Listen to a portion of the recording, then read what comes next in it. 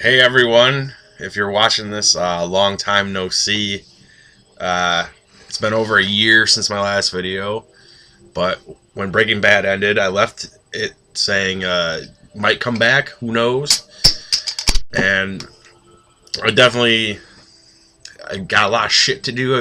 Don't got a lot of time, and but I'm back at least briefly during this Halloween period for a very special reason, and that is this bad boy right here. That is the Halloween Complete Collection Deluxe Edition. We'll get into that, I'm sure, on Blu-ray. Boom. So what this is it's every Halloween movie ever made, and since it's a deluxe edition, it has more extras. Basically, it has anything a Halloween fan could want. If you followed my old channel or whatever, if you know me, you know I'm a big Halloween fan ever since I was a kid. Probably more so as a kid. So when I saw this, I had to get it, and I guess if you get in early, you get this deluxe edition, which, as far as I could tell, it has 5 extra discs. It's a total of 15 discs for 10 movies. As far as I could tell, what is exclusive to this edition, which is limited supplies, I heard someone told me it was 500, only 500 copies. May or may not be true, I don't know. But as far as I could tell, the extra things you get are the TV version of Halloween 1 and 2, the producer's cut of Halloween 6, which is, I think, a big reason to buy this collection anyways, so I don't know. They should include that for everyone. Shouldn't just be for people to get in early. And it has a 4.5-hour documentary on Rob Zombie's remake, as well as a bonus disc with all new extra materials, which I've watched. A lot of it. I haven't watched all of it, but right off the bat, I think that the extras are really pretty good. Like, for each movie, even like Halloween 5, there is it's like a 45-minute making of that Shout Factory put together. So I plan anyways. We'll see how this goes. Like I said, I'm pretty busy with work and girlfriend and life, and it's been a crazy year since Breaking Bad ended. Very crazy year. I lost a lot of weight, gaining some back, I think. But we don't have to get into everything. It's a year of ups and downs for sure. But anyways, and also there's a little booklet that comes with it with an essay by somebody. Pretty long essay by Michael Gingold, whatever. Who cares? I read some of it. It was cool. But in today's episode, because I'm not going to talk about all these films at once, I'm going to rewatch them all, and if I have time, hopefully give you my thoughts. But so far, I've only watched making ofs of movies, and then I've watched the original Halloween again. By the way, I love the black case that these Blu-rays come in, and I love that all of them have like the original cover that you would have found on the VHS or DVD releases. I don't know. It's one of those nerdy things I like. But as for Halloween and rewatching it and kind of reassessing my thoughts on it, I mean, this is the one that started it all. It started a genre in the horror. It started a subgenre in the horror genre. It started this franchise. It started really my love of horror films. I remember my aunt showing it to me when I was about 6 years old, and she must have been in high school. And just being obsessed with it. Every time I went to my grandma's, I grabbed that VHS and I watched it. I was like, after I'd seen it probably 20 times, I only wanted to see the last 15 minutes or so, like the climax, where it's kind of the showdown between Laurie Strode and Michael Myers. I think there's a reason why that I only, like, after you've seen it enough, you don't want to see the first hour or so. Not that it's a great film, it's classic, but And I'm sorry about the lighting in here, but what can you do? I mean, if we're being honest about Halloween, I feel like it's aged very well, but it's not perfect anymore. Like I said, this is a film I love, so don't hate on me. I love Halloween, but it's one of, I feel, after you've seen it enough, or as with modern sensibilities, you're used to the Saw movies and this and that, it has pacing issues. It's a little slow. So it's not one that I probably watch it once a year, but there are probably times that some Halloweens I skip watching Halloween because there are other ones in the franchise that I like more, believe it or not. Specifically 2 and 3. And that's just,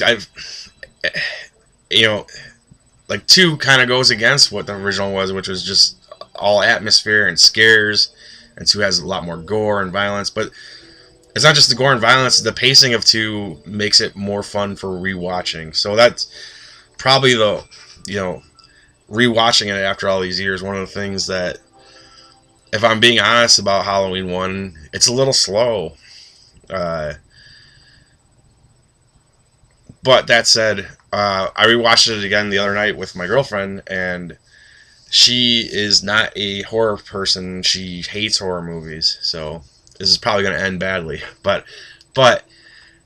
it's kind of fun for me to watch movies with people who have not seen them before, because it's almost like you get to rewatch the movie again for the first time through their eyes, like how they would be viewing it.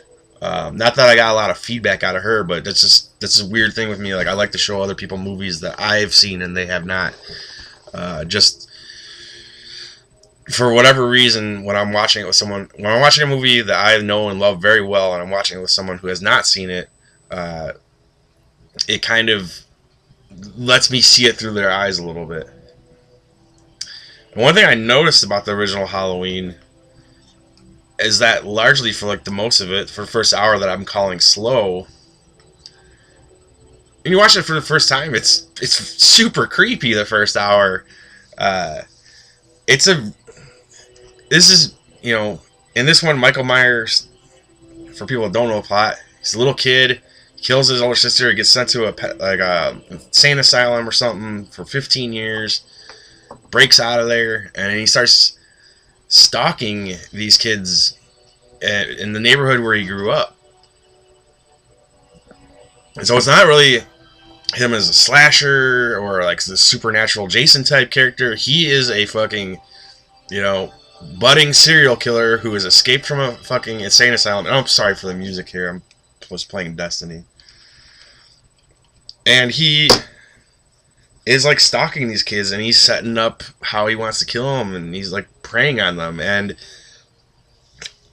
it's hard for me to say for sure, but I would imagine the first time you're seeing it, it's ultra like, this is super creepy when he's following little Tommy around the playground at school, and the way he just drives like around, driving through the neighborhood, he's following him. You see him when they go to the hardware store after he'd stolen the mask and the knife and the rope and stuff.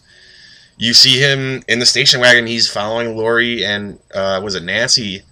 Like, you see him in the background. He drives right by Dr. Loomis as Dr. Loomis is talking to the sheriff. I think that when you go into the original Halloween with fresh eyes, I want to say, I mean, it's like I said, no way I can know for sure. It feels like that stalker element of it really works and really builds up the tension and the atmosphere, and just oh my god, there's this creepy guy out there who's planning something, and it turns out what he's planning is murder all these kids.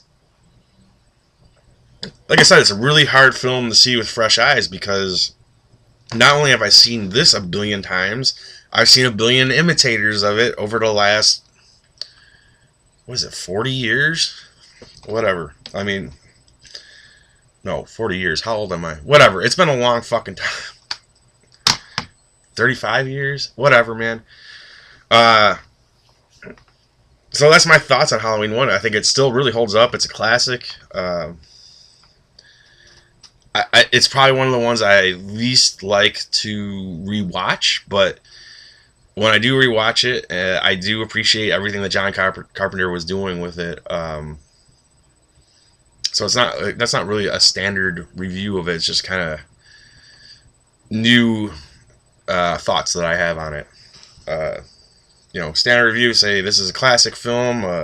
Look at the way Michael Myers lingers in the back of a lot of shots, and the way they don't use a lot of blood or violence, and the way the music works. And I still love the ending. After Loomis shoots Michael Myers, and he walks out on the balcony, sees that he's gone. Well, before that, I love the whole line of, "What's the boogeyman?" I mean, as a matter of fact, that was. But he walks out and he sees that Michael Myers is gone. Perfect setup for what is a great sequel. But then it just gives you shots of all these locations that you've seen, and slowly, as it builds towards these end credits, you hear Michael Myers breathing inside the mask get louder and louder. I thought that's a really, really clever ending, like a really nice touch at the end. And it's one of the things that sets Halloween, unfortunately, it sets Halloween apart from the whole rest of the franchise, and that it's a higher level of art than, say, even ones that I enjoy more. This is a, as one girl I broke up with once, this is a film, not a movie, as she would put it. I wouldn't go that far. This is a higher level of art than the rest of them. It's a higher level of craftsmanship put behind it. Put it that way.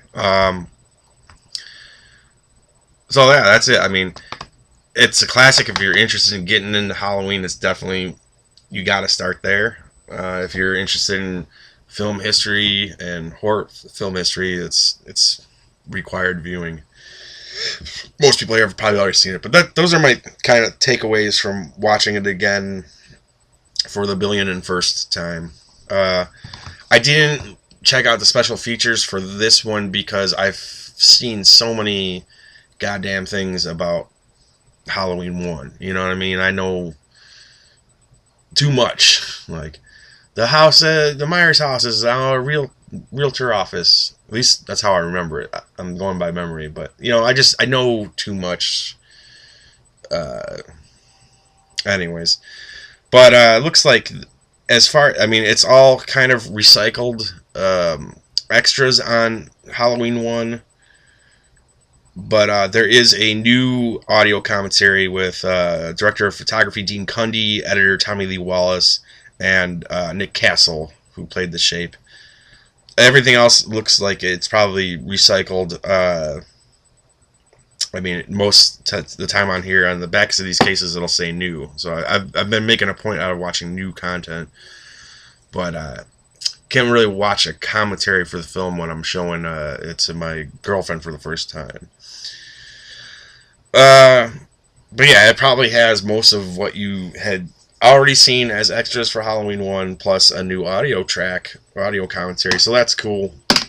And like I said, hopefully I find the time, a little free time here and there, in between work and relationships and dealing with other life shit and whatnot. It gets hard for me, and I haven't really had the motivation to do this, but definitely want to just get this collection, kind of the fan service, or the whatever. It needs more attention, I say. I don't know if there's any more available out there of the deluxe version, but I'd say it's definitely the way to go. I mean, if you're going to get every Halloween movie, wouldn't you want the producer's cut of 6? Which, by the way, when we get to it, I think my opinion will still stand. I prefer the theatrical version. I'm sorry. I know that's not the popular opinion, but I thought that the theatrical version was more exciting at the end in the last 30 minutes than this whole cult bullshit that was in the producer's cut. I think there's a reason that there was changes made. Anyways, this is going on way too long, but thanks for watching. It's been a long time. Cheers, and happy Halloween.